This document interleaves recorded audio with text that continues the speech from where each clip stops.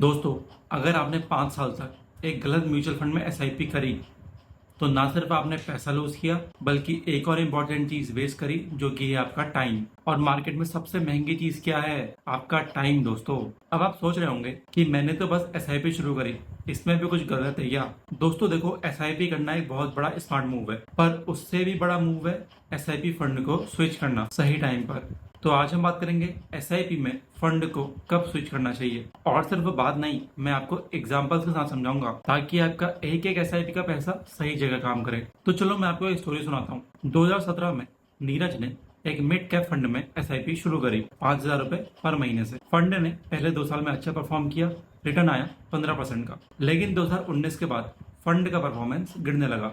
Market तो up था लेकिन उसका फंड डाउन।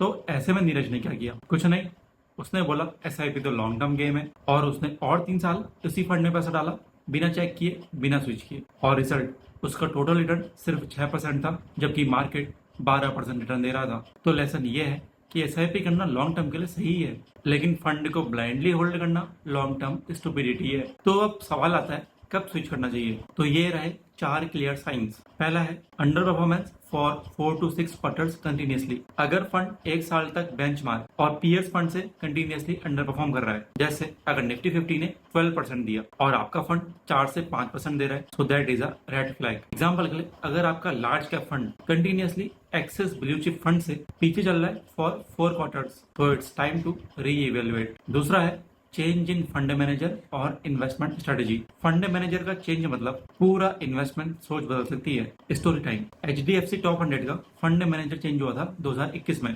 न्यू मैनेजर ने ज्यादा कंजर्वेटिव अप्रोच दिया, कई इन्वेस्टर्स को यह स्टाइल सूट नहीं किया। अब अगर आपका फंड सडनली बदल गया है या फिर नए मैनेजर के बाद रिटर्न्स गिर गए हैं, ट्रैक करो। तीसरा है change in your own financial goals. देखो, एसआईपी फंड हमारे गोल्स के अकॉर्डिंग होता है। अगर गोल चेंज हुआ तो फंड भी बदल लेने चाहिए। एग्जाम्पल के लिए, पहले आप 10 साल तक के लिए इन्वेस्ट कर रहे थे, तब एग्रेसिव मिड कैप सही था। अब आपका गोल 3 साल का रह गया है, तो फिर अब हाइब्रिड या फिर शॉर्ट टर्म फंड बेटर रहेगा। अब 14 पॉइंट है स्कीम मर्ज या कैटेगरी चेंज। सेबी के रूल्स की वजह से ना कई बार 2 स्कीम मर्ज हो जाती है या फिर फंड की कैटेगरी ही बदल जाती है। तो अगर आपका फंड एक फोकस्ड फंड से डाइवर्सिफाइड बन गया है तो रिस्क प्रोफाइल चेंज हो गया, टाइम टू रीचेक अलाइनमेंट। अब दोस्तों, स्विचिंग का मतलब ना इम्पल्सिव डिसीजन नहीं होता, इसमें कुछ चीजें जरूर चेक करो। पहला है आपका एग्जिट लोड। अगर आपके फंड में एग्जिट लोड है, स्पेशली फर्स्ट 1 ईयर, तो स्विचिंग का टाइमिंग केयरफुली प्लान करो। दूसरा है टैक्स इम्प्लीकेशन। अगर इक्विटी फंड्स में 1 साल से पहले निकालोगे तो 15% एसटीसीजी लगेगा, और after 1 year 10% LTCG over 1 lakh. तीसरा है दोस्तों रीजन ऑफ अंडर परफॉर्मेंस। कभी मार्केट साइकिल या फिर सेक्टर स्पेसिफिक इश्यू होता है, हर बार स्विच जरूरी नहीं होता। चौथा है दोस्तों न्यू फंड की कंसिस्टेंसी। जिसमें स्विच कर रहे हो उसका ट्रैक रिकॉर्ड 3 से 5 साल का देखो।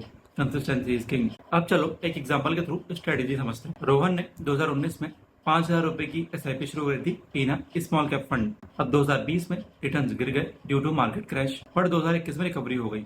अब 2022 में फंड ने फिर से बेंचमार्क की वजह से खराब परफॉर्मेंस दिया फॉर 4 क्वार्टर्स। अब रोहन ने डेटा एनालाइज किया, उसने देखा कि फंड का पोर्टफोलियो अब ज्यादा वोलेटाइल हो गया है। उसने डिसाइड किया कि अब उसके गोल के हिसाब से हाइब्रिड फंड सही रहेगा, क्योंकि उसका टाइमलाइन अब सिर्फ 3 से 4 साल का है। तो उसने एसआईपी स्टॉप करी, नए फंड में एसआईपी शुरू की और पुराने कॉर्पस को एसटीपी के थ्रू शिफ्ट किया। Smart move.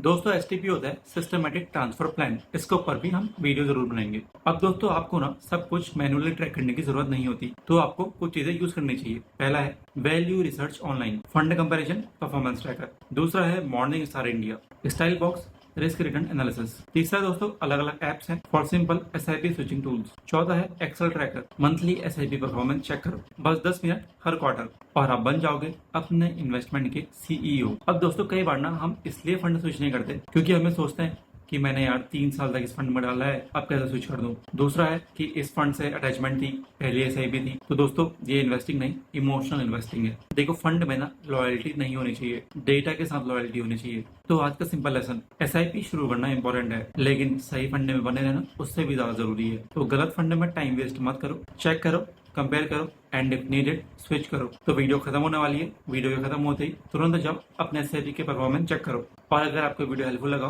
तो लाइक करो, शेयर करो उन दोस्तों के साथ जो ब्लाइंडली एसआईपी में पैसे डाले जा रहे हैं, और सब्सक्राइब करो, क्योंकि हम ऐसे सिंपल और पावरफुल फाइनेंस कंटेंट लाते रहते हैं। मिलते हैं अगली वीडियो में, तब तक के लिए स्मार्ट रहो, इन्वेस्ट करो।